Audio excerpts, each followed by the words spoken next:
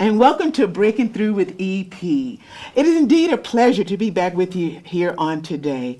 And today we have some wonderful guests that's going to share some wonderful tips about their journey to success. We will get to with them in a minute.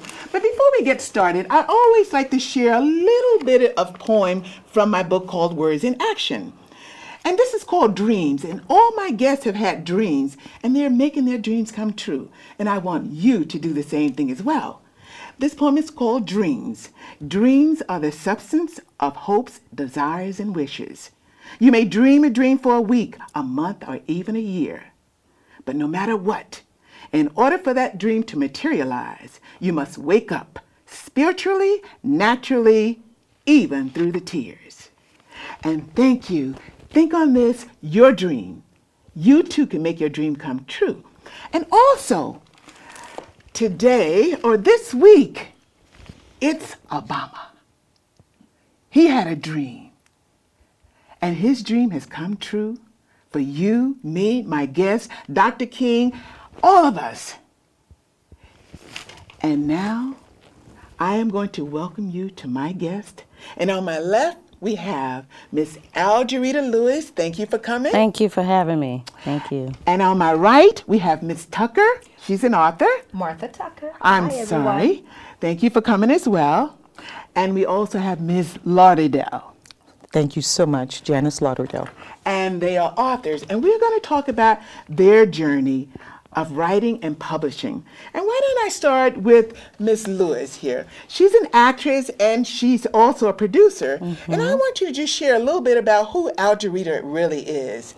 Well, I'm originally from Houston, and I've been out in the Los Angeles now area for about 12 years. And I tell you, it has been such a journey that I've learned, I've grown, I've met some wonderful people, and I have been in a position to really, similar to what you were saying, make my dreams become a reality. And my biggest dream is to communicate love, peace, and understanding for everyone, for all nations, all nationalities, all ethnicities. Now, you're also a spokesperson for New Image Writers. Exactly, yes. Tell me a Founded little bit. by Miss Martha Tucker. Right, we'll get to that. But I mean, being a spokesperson, how did that come about?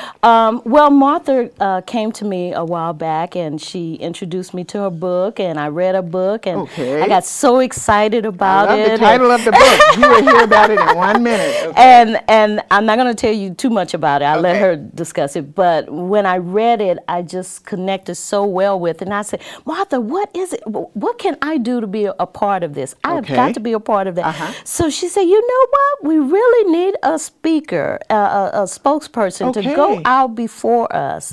And I said, you know what? I could do that. Let me do that. Just like that. Just like that. And timing is everything. Timing is everything. God's time. And she was so wonderful.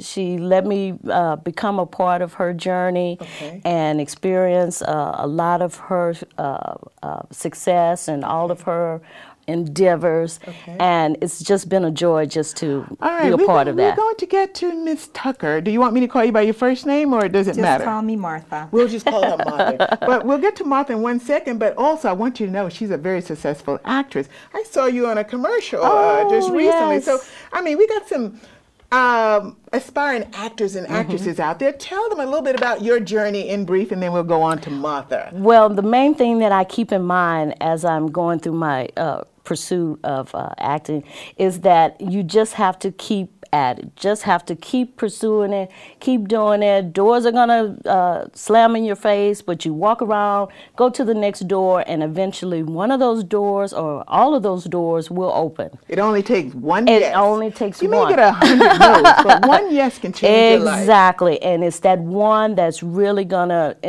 impel you to just continue on and keep moving and knocking all the rest of the doors open. Mover and a shaker. Speaking of movers and shakers, let's go on to Ms. Martha, because in the green room, I had a little bit of a chat with her. And she was telling me, you know, I have time constraints because I have things that I got to do. So let's get this show on the road. So, okay, Ms. Martha, it is your time. But also, I did a little research. She's got a book here, The Mayor's Wife Wore Sapphires.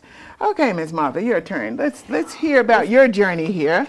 I just want to share this, but just before I do, I got to give honor where honor is due. I got to pick up this LA Times. And say, well, you know, we are just so excited and so blessed to be sitting here today and able to give honor to our first African-American president-elect Absolutely. of the United States of America. And he has just found love and around the world. And well, he's also brought people together. That's what I'm loving. Well, I'm that's loving the that. whole thing. Yes. He didn't find that love just for being him, not being just, you know, him, being brilliant and handsome and a good father figure. He found it because he gave it. He gave it out. Okay. And so it came back to him. And I am just very excited to be on this show in that atmosphere today. So, with that said, now I will Tell pick us about up Miss Martha. Miss Martha's All book. right. Is Mayor's Wife Wore Sapphires. Okay. And my husband was the mayor of a small city, Los Angeles. Wait, did you really wear City. sapphires? Yes, I wore sapphires. Not the kind I wanted, but I did wear them. Okay. So. Okay. All right. Okay. I ain't mad at you. Okay. I have one of these sapphire outfits that I take to my signings. Let's see. Okay. Yeah. Okay. I want yeah. you to kind of share over that way. Okay. Oh, share over here. Okay. Yes. Yeah. Okay. You got Okay. it? Now you can put it down. Okay. The reason I wrote my book is because I had a dream. I was a different kind of mayor's wife, and I always dreamed that people would not be divided. There was no real reason for people to be so divided.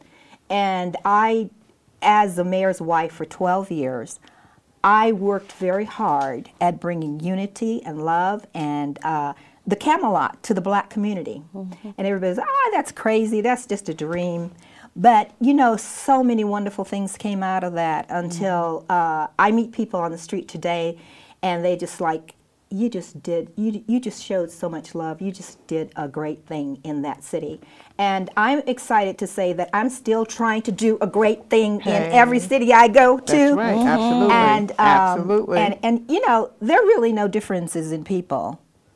There's just differences Well, you said in... something a few minutes ago that you were a different kind of mayor's wife. Can you just share a little bit about that? Most mayor's wives in small cities do not get too involved in the city's business. Okay.